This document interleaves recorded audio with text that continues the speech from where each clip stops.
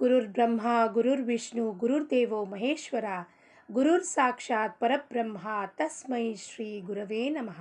ಅಖಂಡಮಂಡಲಾಕಾರಂ ವ್ಯಾಪ್ತಂ ಯೇನ ಚರಾಚರಂ ತತ್ಪದಂ ದರ್ಶಿತಂ ಯೇನ ತಸ್ಮೈ ಶ್ರೀ ಗುರವೇ ನಮಃ. ಸದ್ಗುರು ಚರಣಾರವಿಂದಾರ್ಪಣಮಸ್ತು. ಶಂಕರಾಚಾರ್ಯರದು ಭಜಗೋವಿಂದಂದು ಇನ್ನೊಂದು ಶ್ಲೋಕವನ್ನು ನೋಡೋಣ. ಶ್ಲೋಕದ ಚಿಂತನ, ಮನನ, ಅದನ್ನು ಶ್ರವಣ ಮಾಡಿ ಕೃತಿಯಲ್ಲಿ ತರುವುದಂಥ ಪ್ರಯತ್ನವನ್ನು ಮಾಡೋಣ. ಯಾವುದೇ ಒಂದು ಶ್ಲೋಕ ಕೇಳಿದ್ರೂ ಕೂಡ ಆ ಶ್ರವಣ ಆದಮೇಲೆ ಅದನ್ನು ಕೃತಿಯಲ್ಲಿ ನಮ್ಮ ಜೀವನದಲ್ಲಿ ಅಳವಡಿಸ್ಕೋಬೇಕಂತೆ. ಅಳವಡಿಸ್ಕೊಂಡ್ರೆ ಮಾತ್ರ ಅದಕ್ಕೆ ಸಾರ್ಥಕತೆ, ಉಪಯೋಗತೆ ಇದೆ. ಇಲ್ಲ ಅಂದರೆ ಅದಕ್ಕೆ ಯಾವುದೂ ಮೌಲ್ಯವಿಲ್ಲ ಅಂತ ಸಂತರು, ಸತ್ಪುರುಷರು, ಗುರುಜನರು ನಮಗೆ ಪದೇ ಪದೇ ಬಂದು ತಿಳಿ ಹೇಳ್ತಾರೆ. ಭಜಗೋವಿಂದಂನಲ್ಲಿ ಏನು ಹೇಳಿದ್ರು? 80 ವರ್ಷದ ಒಬ್ಬ ಪಂಡಿತ ವ್ಯಾಕರಣದಲ್ಲಿ ಏನೋ ತಪ್ಪಾಗಿದೆ ಅಂತ ಕರೆಕ್ಷನ್ ಮಾಡ್ತಾ ಇದ್ದ. ಅವನಿಗೆ ಹೇಳಿದ್ರು, ಈ ವ್ಯಾಕರಣ ತಗೊಂಡು ಏನು ಮಾಡ್ತೀಯಪ್ಪ? ಜೀವನ ಏನು ಅಂತಲೇ ನಿನಗೆ ಗೊತ್ತಿಲ್ಲ. ಕಷ್ಟ, ಮನಸ್ತಾಪ, ದುಃಖ, ಬೇಜಾರು, ಇದರಲ್ಲಿ ನೊಂದು ಬೆಂದು ಜೀವ ಒದ್ದಾಡ್ತಿದೆ. ಅದಕ್ಕೆ ವ್ಯಾಕರಣದಲ್ಲಿ ಪಾಂಡಿತ್ಯ ತಗೊಂಡು ಏನು ಮಾಡ್ತೀಯ? ದೇಹ ಬಿದ್ದೋಗುವಾಗ ಪಾಂಡಿತ್ಯ ಬೇಕಾಗೋದಿಲ್ಲ, ಭಗವಂತನ ನಾಮ ಬೇಕು. ಆ ಭಗವಂತನ ನಾಮದ ಅಭ್ಯಾಸವನ್ನು ನಾವು ಮಾಡಬೇಕು. ಯಾಕೆಂದರೆ ಭಗವದ್ಗೀತೆಯಲ್ಲಿ ಶ್ರೀಕೃಷ್ಣ ಪರಮಾತ್ಮ ಅರ್ಜುನನಿಗೆ ಹೇಳ್ದ. ಅರ್ಜುನನಿಗೆ ಸಂಶಯ ಇತ್ತು. ಇನ್ನು ಏನು ಹೇಳ್ದ? ಮನಸ್ಸನ್ನು ಹೆಂಗೆ ನಿಗ್ರಹ ಮಾಡಲಿ, ಅದು ಎಷ್ಟು ಚಂಚಲ ಇದೆ. ಶ್ರೀಕೃಷ್ಣ ಹೇಳ್ದ, ಅಸಂಶಯಂ ಮಹಾಬಾಹೋ ಮನೋದುರ್ನಿಗ್ರಹಂ ಚಲಂ ಅಭ್ಯಾಸೇನ ತು ಕೌಂತೆಯ ವೈರಾಗ್ಯೇಣ ಚ ಗೃಹ್ಯತೆ. ಏನು ಹೇಳ್ದ ಅಂದರೆ, ಅಸಂಶಯಂ ಮಹಾಬಾಹೋ, ಹೇ ಮಹಾಬಾಹೋ ಅರ್ಜುನ. ಅರ್ಜುನನಿಗೆ ಎಷ್ಟು ಚೆನ್ನಾಗಿ ಸಂಬೋಧನೆ ಮಾಡ್ತಾನೆ ನೋಡಿ. ಮಹಾಬಾಹೋ, ಮಹಾವೀರ ನೀನು. ಅಸಂಶಯಂ, ಸಂಶಯವೇ ಇಲ್ಲ. ಮನಸ್ಸು ಎಷ್ಟು ಚಂಚಲ ಇದೆ ಅಂದರೆ, ನಾವೇನು ಈ ಕೂತ್ಕೊಂಡು ಒಂದು 2 ಮಾಲೆ ಜಪಮಾಲೆ ಹಿಡ್ಕೊಂಡು ನಾಮಸ್ಮರಣೆ ಮಾಡೋದೆ ತಕ್ಷಣಕ್ಕೆ ಮನಸ್ಸು ಹಿಡ್ತಕ್ಕೆ ಬಂದುಬಿಟ್ಟು ಜನ್ಮ ಜನ್ಮಾಂತರದ ವಾಸನೆಗಳೆಲ್ಲ ಸುಟ್ಟು ಹೋಗ್ತಾವೆ ಅನ್ನೋದು ಇಲ್ಲ.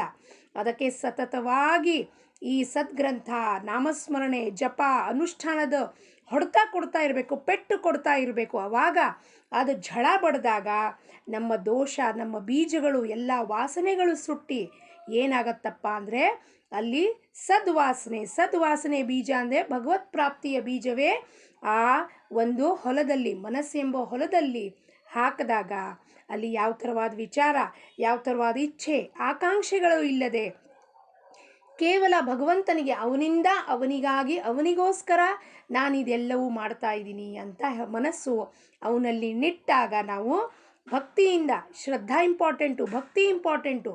ಅವಾಗ ಈ ಶ್ಲೋಕಗಳದ ಅರ್ಥ ಏನಪ್ಪ ಗೊತ್ತಾಗತ್ತೆ. ಅದನ್ನು ಕೃತಿದಲ್ಲಿ ತಂದಾಗ ಮಾತ್ರ ನಮ್ಮ ಜೀವನ ಸುಗಮವಾಗತ್ತೆ ಅಂತ ಪದೇ ಪದೇ ಬಂದು ಸಂತರು, ಸಜ್ಜನರು ಎಲ್ಲರೂ ಸೇರಿ ನಮಗೆ ಬೋಧನೆ ಮಾಡ್ತಾರೆ.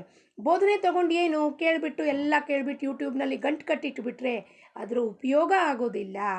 ಉಪಯೋಗ ಮಾಡ್ಕೋಬೇಕು ಅಂದರೆ ನನ್ನ ಜೀವನದಲ್ಲಿ ಇವೆಲ್ಲ ಯಾಕೆ ಬರ್ತಾ ಇದೆ ಕಷ್ಟ, ಯಾಕೆ ನನಗೆ ದುಃಖ ಅನ್ನಿಸುತ್ತೆ, ಯಾಕೆ ಬೇಜಾರು ಅನ್ನಿಸುತ್ತೆ ಅನ್ನೋದನ್ನು ನಾನು ವಿಚಾರ ಮಾಡಬೇಕು.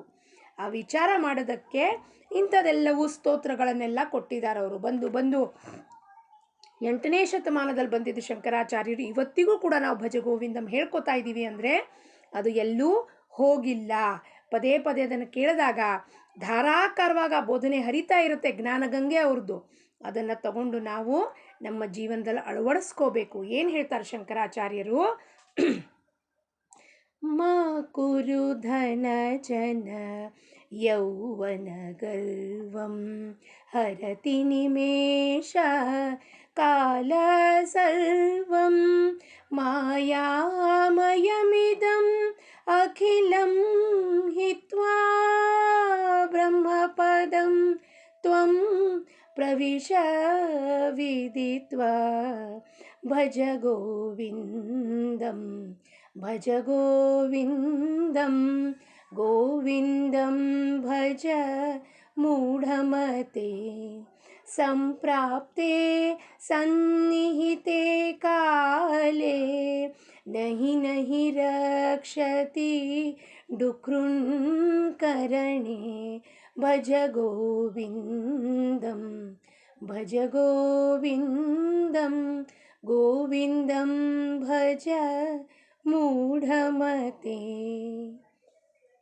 ಏನು ಹೇಳ್ತಾರೆ ಶಂಕರಾಚಾರ್ಯರು? ಮನಸ್ಸಿಗೆ ಏನು ಬೋಧನೆ ಮಾಡ್ತಾರವರು? ಮಾ ಕುರು ಧನ ಜನ ಯೌವನ ಗರ್ವಂ. ಯೌವನ ಇದ್ದಾಗ ನಾನು ಮಾಡ್ತಿದ್ದೀನಿ, ನಾನು ನನ್ನದು ಅಂತ ಅಹಂಕಾರ, ಧನ ಜನ ಎಲ್ಲತ್ರದ್ದು, ಮಿತ್ರರು ಆಪ್ತೇಷ್ಟರು ನಮ್ಮ ಸಂಬಂಧಿಕರು, ಧನ ಇದೆ ನನ್ನ ಹತ್ರ ಅಂತ ಯೌವನದಲ್ಲಿ ಗರ್ವವೋ ಗರ್ವ ನಮಗೆ. ಏನಪ್ಪ ನಾನು ಮಾಡ್ತಾ ಇದ್ದೀನಿ, ಶಂಕರಾಚಾರ್ಯರು ಏನು ಹೇಳ್ತಾರೆ, ಇದನ್ನು ನೀನು ಮಾಡ್ತಿದ್ದೀನೋ ಮೂರ್ಖ, ನೀನು ಮಾಡ್ತಿಲ್ಲ, ಇದು ಪರಮಾತ್ಮ ನಿನಗೆ ಕೊಟ್ಟಿದ್ದಾನೆ. ಪೃಥ್ವಿ ಮೇಲೆ ಬಂದಾಗ ಹಿಂದಿದಲ್ಲಿ ಹೇಳ್ತಾರೆ, ಪ್ರಾರಬ್ಧ ಪೆಹಲೆ ರಚಾ ಫಿರ್ ರಚಾ ಶರೀರ್. ನೀನು ಹುಟ್ಟಕ್ಕಿಂತ ಮುಂಚೆನೇ ನಿನ್ನ ಪ್ರಾರಬ್ಧದ ಗಂಟು ತಗೊಂಡು ನೀನು ಬಂದುಬಿಟ್ಟಿದ್ಯಾ.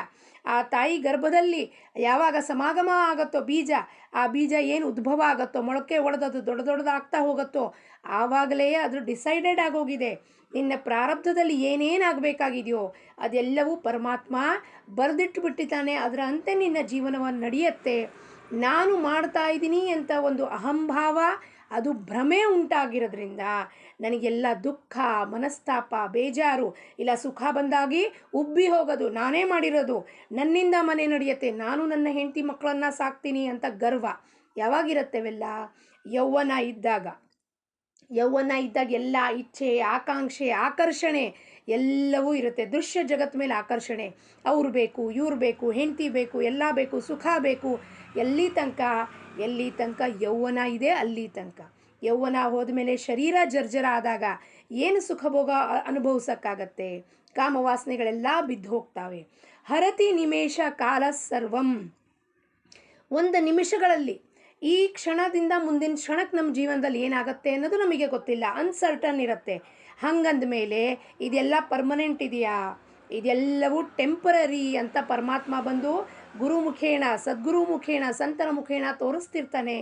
ಯಾವ ಸುಖದಿಂದ ನೀನು ಓಡೋಗ್ತಾ ಇದೆಯೋ ಆ ಸುಖದಲ್ಲೇ ದುಃಖದ ಬೀಜ ಇದೆ. ಒಬ್ಬರು ಹೊಸ ಕಾರ್ ತೊಗೊಂಡ್ಬಿಟ್ಟು ಮಗ ಹೇಳ್ದ, ನನಗೆ ಹೋಗಬೇಕಾಗಿದೆ ಸುತ್ತೊಡಿಲಿಕ್ಕೆ ಅಂದೆ ಫ್ರೆಂಡ್ಸ್ ಕಟ್ಕೊಂಡು ಎಲ್ಲರನ್ನೂ ಯಾವುದೋ ಒಂದು ಘಾಟ್ ಸೆಕ್ಷನ್ನಲ್ಲಿ ಯಾವುದಿಲ್ಲಿಗೋ ಹೊರಟಿದ್ದ ತಿರ್ಗಾಡಕ್ಕೆ ಹೋದಾಗ ಘಾಟ್ ಸೆಕ್ಷನ್ನಲ್ಲಿ ಆಕ್ಸಿಡೆಂಟ್ ಆಗಿ ಮಗ ಹೋಗ್ಬಿಟ್ಟ. ಕಾರ್ ಕೊಡಿಸಿದ್ದ, ಒಂದು 30 ಲಕ್ಷದ ಕಾರ್ ತೊಗೊಂಡ್ಬಿಟ್ಟು ಹೋದಾಗ ಕಾರಲ್ಲಿ ಸುಖ ಇದೆ, ಕಾರ್ ತೊಗೊಂಡಿದ್ದೀವಿ ಅನ್ನೋದು ಗರ್ವ, ಆ ಗರ್ವದಲ್ಲಿ ಏನಾಯಿತು, ದುಃಖದ ಬೀಜ ಅಡಗಿತ್ತು. ಅಲ್ಲಿ ಅವನ ಮೃತ್ಯು ಕಾದಿತ್ತ ಘಾಟ್ ಸೆಕ್ಷನ್ನಲ್ಲಿ. ಏನಾಯಿತು? ಇದನ್ನು ಅವ್ರು ತೋರಿಸ್ಕೊಡ್ತಾರೆ, ಏನೂ ಶಾಶ್ವತ ಇಲ್ಲ. ಯಾವುದು ಸುಖ ಅಂತ ನಾವು ಹೋಗ್ತಾ ಇದ್ದೀವೋ ಜೀವನದಲ್ಲಿ ಅದರಲ್ಲಿ ಸುಖವೇ ಇಲ್ಲ. ಅದರ ಮೂಲ ಕಾರಣನೇ ದುಃಖ ಇದೆ. ಇವೆರಡನ್ನೂ ಪಕ್ಕಕ್ಕೂ ಇಟ್ಟು ಸುಖನೂ ಇಲ್ಲ, ದುಃಖನೂ ಇಲ್ಲ, ಪರಮಾತ್ಮ ನನಗೇನು ಕೊಟ್ಟಿದ್ದಾನೋ ಅವನ ಇಚ್ಛೆಯಂತೆ ನನ್ನ ಜೀವನ ನಡೀತಾ ಇದೆಯಪ್ಪ ಭಗವಂತ ಅಂದ್ಕೊಂಡು, ಪರಮೇಶ್ವರ ನಾನು ನಿನ್ನವನಾಗಿದ್ದೀನಿ, ನನಗೆ ನಿನ್ನ ಬಿಟ್ಟು ನಿನ್ನ ಹೊರತಾಗಿ ಏನೂ ಬೇಕಾಗಿಲ್ಲ, ನೀನು ಕೊಟ್ಟಿರೋದು ಎಲ್ಲವೂ ನಿನ್ನ ಪ್ರಸಾದ ಅಂತ ಸ್ವೀಕಾರ ಮಾಡಿ ಜೀವನವನ್ನು ಮಾಡ್ತೀನಿ. ಈ ಅರಿವು ಬಂದಾಗ ಆವಾಗ ನಿಮಗೆ ಯಾವ ಥರವಾದ ಬೇಜಾರೂ ಆಗಲ್ಲ, ಹರ್ಷನೂ ಆಗೋದಿಲ್ಲ, ಕುಣಿಯೋದು ಕುಪ್ಪಳಿಸೋದು ಇಲ್ಲ. ನೀವು ಸುಖ ಬಂತು ಅಂತ ಮನೆ ತೊಗೊಂಡ್ವಿ, ನಾನು ಮನೆ ತೊಗೊಂಡಿದ್ದೀನಿ, ಮನೆ ಮೇಲೆ ಹೆಸರು ಬರೆಸ್ತೀವಿ, ಗಂಡ ಹೆಂಡತಿ ಹೆಸರು ಬರೆಸ್ತೀವಿ ಮನೆಗೆ. ಯಾರು ಕೊಟ್ಟಿದ್ದ ನಮ್ಮ ಮನೇನ? ಪರಮಾತ್ಮ ಕೊಟ್ಟಿರೋ ದುಡ್ಡಿಂದ ನೀವು ಮನೇನ ಕಟ್ಟಿಸಿದ್ದೀರ. ನಮ್ಮದು ಅನ್ನೋದು ಏನೂ ಇಲ್ಲ ಇಲ್ಲಿ. ಇದೆಲ್ಲವೂ ಬಾಡಿಗೆಗೆ ಬಂದಿರೋದು, ಬಾಡಿಗೆ ಮನೆಯಲ್ಲಿ ಇರ್ತಿದ್ದೀವಿ. ನಮ್ಮ ನಿಜಧಾಮ ಏನಪ್ಪ? ಪರಮಾತ್ಮನೊಡನೆ ನಮ್ಮ ನಿಜಧಾಮ, ಪರಂಧಾಮವೇ ನಮ್ಮ ನಿಜವಾದ ಮನೆ ಇರೋದು, ಅವನ ಜೊತೆ ಇರಬೇಕಾಗಿರೋದು. ಇದೆಲ್ಲವೂ ಟೆಂಪ್ರರಿ, ಅಶಾಶ್ವತ. ಒಂದು ನಿಮಿಷದಲ್ಲಿ, ಹರತಿ ನಿಮೇಷ ಕಾಲ ಸರ್ವಂ, ಒಂದು ನಿಮಿಷಗಳಲ್ಲಿ ಕಾಲ ಬಂದು ರಿಟೈರ್ ಆದ ಮನುಷ್ಯ ನಾಳೆಯಿಂದ ನಾನು ಎಂಜಾಯ್ ಮಾಡ್ತೀನಿ ಅಂದರೆ ಆದ ಕೂಡಲೇ ಮನೆಗೆ ಬಂದ ಕೂಡಲೇ ಹಾರ್ಟ್ ಅಟ್ಯಾಕ್ ಆಗಿ ಹೋಗ್ಬಿಟ್ಟ. ಏನು ಎಂಜಾಯ್ ಮಾಡ್ತೀಯಪ್ಪ ನೀನು? ಒಂದು ನಿಮಿಷದಲ್ಲಿ ಕಾಲ ಬಂದು ಯಮಭಟರು ಬಂದು ನಮ್ಮ ಪ್ರಾಣವನ್ನು ತಗೊಂಡು ಹೋಗಾಗ ಏನು ಎಂಜಾಯ್ ಮಾಡಲಿಕ್ಕಾಗತ್ತೆ? ಏನೂ ಶಾಶ್ವತ ಇಲ್ಲ. ಸೃಷ್ಟಿ, ಚರಾಚರ ಸೃಷ್ಟಿಯು ಅಶಾಶ್ವತ ಇದೆ. ಮಾಯಾಮಯಮಿದಂ ಅಖಿಲಂ ಹಿತ್ವಾ ಬ್ರಹ್ಮಪದಂ ತ್ವಂ ಪ್ರವಿಶ ವಿದಿತ್ವಾ. ಮಾಯಾಮಯಮಿದಂ, ಇದೆಲ್ಲಕ್ಕೂ ಪರಮಾತ್ಮ ಯಾಕೆ ಹಿಂಗೆ ಮಾಡಿದ್ದಾನೆ ಅಂದರೆ ಮಾಯಾ ಮುಚ್ಚಾಕಿದ್ದಾನೆ. ಎಲ್ಲರೂ ಒಳ್ಳೆಯರಾಗ್ಬಿಟ್ರೆ ಜಗತ್ತು ಹೆಂಗೆ ನಡಿಬೇಕು, ಅವನು ಈ ಪ್ರಪಂಚದ ಆಟ ಹೆಂಗೆ ನಡೆಸಬೇಕು, ಅದಕ್ಕೆ ಮಾಯನ್ನು ಮುಸುಗು ಹಾಕ್ಬಿಡ್ತಾನೆ ನಮ್ಮ ಮೇಲೆ. ಹೋಗು ಆಟಾಡು ಈ ಜಗತ್ತಿನಲ್ಲಿ ಅಂತ ಕಳಿಸಿದ್ದಾನೆ. ನಾವು ಜಗತ್ತಿನಲ್ಲಿ ಆಟಾಡೋದು ಬಿಟ್ಬಿಟ್ಟು ಇದು ನಂದು, ಅದು ನಂದು ಅಂತ ಎಲ್ಲವನ್ನು ದೋಚ್ಕೊಂಡು ಕೂತಿದ್ದೀವಿ. ಒಂದು ಮನೆ ಬದಲಾಗಿ 10 ಮನೆ ಮಾಡ್ಕೊಂಡು ಕೂತಿದ್ದೀವಿ. ಬೇರೆಯವ್ರದ್ದೆಲ್ಲ ಕಬಳಿಸಿದಾಗ ಪರಮಾತ್ಮ ಏನು ಮಾಡ್ತಾನೆ? ಅಲ್ಲಿ ನಿನಗೆ ಕೊಟ್ಟಿರೋಷ್ಟು ನೀನು ಇಟ್ಕೊಳ್ಳೋದು ಬಿಟ್ಬಿಟ್ಟು, ಎಷ್ಟು ನಮ್ಮ ಹಾಸಿಗೆ ಇರ್ತೋ ಅಷ್ಟು ಕಾಲು ಚಾಚೋದು ಬಿಟ್ಬಿಟ್ಟು ಅತಿ ಆಸೆ, ಲೋಭ, ಮೋಹ, ಗ್ರೀಡ್ ಎಲ್ಲ ಉಂಟಾದಾಗ ಏನಾಗುತ್ತೆ? ಕಾಲ ಬಂದದನ್ನು ಕಸ್ಕೊಂಡು ಹೋಗುತ್ತೆ ನಮ್ಮಿಂದ. ಸುನಾಮಿ, ಭೂಕಂಪ ಮಾಡಿದಾಗ ಏನಾಗುತ್ತೆ? ಬಡವರೇ ಅಲ್ಲ, ನಾವು ಸ್ವತಃ ಅವ್ರ ಜೊತೆ ಕೊಚ್ಕೊಂಡು ಹೋಗ್ತೀವಿ. ಯಾಕಪ್ಪ? ಅತಿಯಾದ ಲೋಭ. ನಮ್ಮ ಹತ್ರ ಹತ್ತತ್ತಿರಬೇಕು. ಯಾಕಿರ್ಬೇಕು ಹತ್ತತ್ತು? ನಮ್ಮಲ್ಲಿರೋದು ಒಂದು ಸಾಕಾಗಿ ಬೇರೆಯವ್ರಿಗೆ 4 ಜನಕ್ಕೂ ಸಿಗಲಿ ಅಂತ ಯಾಕೆ ಭಾವನೆ ಉಂಟಾಗಲ್ಲ ನಮ್ಮಲ್ಲಿ? ಸರ್ವೇ ಜನ ಸುಖಿನೋ ಭವಂತು ಅಂತ ಯಾಕೆ ಬರೋದಿಲ್ಲ ಭಾವನೆ? ನಾನು, ನನ್ನ ಹೆಂಡತಿ, ನನ್ನ ಮಕ್ಕಳು ಇವಿಷ್ಟೇ. ಅವರು ಕೂಡ ನಮ್ಮ ಜೊತೆಗೆ ಬರೋದಿಲ್ಲ. ಸ್ಮಶಾನಕ್ಕೆಲ್ಲ ಮನೆ ತನಕನೇ ಆ ದೇಹನ ಬಿಟ್ಟು, ದೇಹನ ಎಷ್ಟು ಬೇಗ ಎತ್ಕೊಂಡು ಹೋಗ್ತಿರೋ ಅಷ್ಟು ಬೇಗ ಮನೆನ ತೊಳಿತಾರೆ ಅದನ್ನು. ಯಾರು ನಮ್ಮ ಗಂಡ ಹೋದರು ಅಂತ ಅಳ್ತಾರೆ, ಆದರೆ ಆ ದೇಹನ ಇಟ್ಕೊಂಡಕ್ಕೆ ಅದಕ್ಕೆ ಏನು ಬಹಳ ಓಹೋ ವಾವಾ ಅನ್ನೋದಿಲ್ಲ. ಮರು ಕ್ಷಣಕ್ಕೆ ಮನೆಯೆಲ್ಲ ತೊಳಿತಾರೆ. ಯಾಕೆ? ಡಿಸ್ಇನ್ಫೆಕ್ಟೆಂಟ್ ಹಾಕ್ತಾರಲ್ಲಿ, ಫಿನೈಲ್ ಹಾಕ್ತಾರೆ, ಡೆಟಾಲ್ ಹಾಕ್ತಾರೆ. ಯಾಕೆ? ಆ ದೇಹಕ್ಕೆಲ್ಲ ಹುಳ ಹುಪ್ಪಟೆ ಹತ್ತಿದೆ, ವಾಸನೆ ಬರ್ತಾ ಇದೆ. ಅವ್ರನ್ನ ಯಾರು ನಮ್ಮನ್ನೇನು ನಾವು ಇದ್ದಾಗ ಯೌವನ ಇದ್ದಾಗೆಲ್ಲ ಸ್ವಾರ್ಥಕ್ಕೆ ಪ್ರೀತಿ ಮಾಡ್ತಾರೆ. ಆ ಯೌವನ ಜರ್ಜರ ದೇಹನ ಯಾರೂ ಪ್ರೀತಿ ಮಾಡಲ್ಲ. ಆವಾಗ ಎಲ್ಲರೂ ಯಾವಾಗ ಹೋಗುತ್ತೋ ಈ ಜೀವ ಅಂತ ಕಾಯ್ತಾ ಇರ್ತಾರೆ. ಅಂಥದ್ದೊಂದು ಮಾಯಾ ಮುಸ್ಕಿದ ಈ ಪ್ರಪಂಚದಲ್ಲಿ ನಿಜ ಅರ್ಥ ಏನಪ್ಪ ಅಂತ ತಿಳ್ಕೊಂಡವನು ಯಾರು? ಯಾರು ಗುರುಮುಖೇಣ ತಿಳ್ಕೊತಾನೆ, ಅರಿವಿಗೆ ಬರುತ್ತೆ ಈ ಪ್ರಪಂಚ ಎಲ್ಲವೂ ಮಾಯೆಯಿಂದ ತುಂಬಿದೆ. ನಿಜವಾದ ಬ್ರಹ್ಮಪದಂ ತ್ವಂ ಪ್ರವಿಶ ವಿದಿತ್ವ. ಪ್ರವೇಶ ಮಾಡಪ್ಪ ಬ್ರಹ್ಮಪದದಲ್ಲಿ. ಅಂದರೆ ಬ್ರಹ್ಮ ಯಾರು, ಪರಮಾತ್ಮ ಯಾರು, ಅವನನ್ನು ಅರಿತ್ಕೋ. ಅವನು ಹೆಂಗಿದ್ದಾನೆ, ಅವನ ಸ್ವರೂಪ ಏನಿದ್ದಾನೆ, ಹಂಗಾರೆ ಈ ಚರಾಚರ ಸೃಷ್ಟಿ ಏನು, ನಿರ್ಗುಣ ನಿರಾಕಾರ ಅಂದ್ರೇನು, ಸಗುಣ ಸಾಕಾರ ಸ್ವರೂಪ ಅಂದ್ರೇನು, ಎಲ್ಲವನ್ನೂ ತಿಳ್ಕೊಂಡು ಆನಂದ ಹೊಂದಿ. ಪರಮಾನಂದ ಅಂದರೆ ಶಾಶ್ವತ ಆನಂದ ಯಾರ ಹತ್ರ ಇದೆ? ಒಬ್ಬ ಪರಮಾತ್ಮನ ಬಿಟ್ಟು ಪ್ರಪಂಚದ ಆನಂದ, ಎಲ್ಲ ಪ್ರಪಂಚದ ಏನು ಸುಖ ಇದೆಯೋ ನನ್ನ ಆನಂದ ಅನ್ಕೋತೀನೋ ಅದೆಲ್ಲವೂ ಕ್ಷಣಿಕ ಇದೆ, ಕ್ಷಣಭಂಗುರ ಇದೆ. ಈ ಕ್ಷಣಕ್ಕೆ ಹೆಂಗೆ ನೀರ ಮೇಲಿನ ಗುಳ್ಳೆ ನಿಜವಲ್ಲ ಹರಿಯೇ ಅಂತ ಏನು ದಾಸರು ಹೇಳ್ತಾರೋ, ನೀರಿನ ಮೇಲಿಗೆ ಒಂದು ಗುಳ್ಳೆ ಬಂತು ಅಂದರೆ ಆ ಬಬಲ್ ಬಂತು, ಅದು ನಿಜಾನಾ? ಇಲ್ಲ, ಮರುಕ್ಷಣಕ್ಕೆ ಆ ಬಬಲ್ ಒಡೆದು ಹೋಗುತ್ತೆ. ಹಾಗೆಯೇ ಈ ಜೀವನ ಕ್ಷಣಭಂಗುರವಾಗಿದೆ. ಕ್ಷಣಭಂಗುರವಾದ ಜೀವನಕ್ಕೆ ಯಾಕಪ್ಪ ಇಷ್ಟು ಮೋಹ ಮಾಡಿಕೊಂಡು ಒದ್ದಾಡ್ತಿದ್ಯಾ? ಆ ಚಕ್ರದಿಂದ, ಭವಸಾಗರದಿಂದ ಆಚೆ ಬರೋಕ್ಕೆ ಬ್ರಹ್ಮಪದವನ್ನು ಅರಿತುಕೊಂಡು ಗುರು ಸದ್ಗುರು ಚರಣಕ್ಕೆ ಅನನ್ಯವಾಗಿ ಶರಣು ಹೋಗು. ಅವ್ರು ಬೋಧನೆ ಮಾಡ್ತಾರೆ, ನಿಜವಾದ ಜ್ಞಾನವನ್ನು ಕೊಡ್ತಾರೆ. ಅವಾಗ ನೀ ಎಲ್ಲ ರೀತಿಯಿಂದ ಬಿಡುಗಡೆ ಹೊಂದು ನಿನ್ನ ಮನಸ್ಸು ಶಾಂತ ಆಗತ್ತೆ, ಸಮಾಧಾನ ಹೊಂದತ್ತೆ.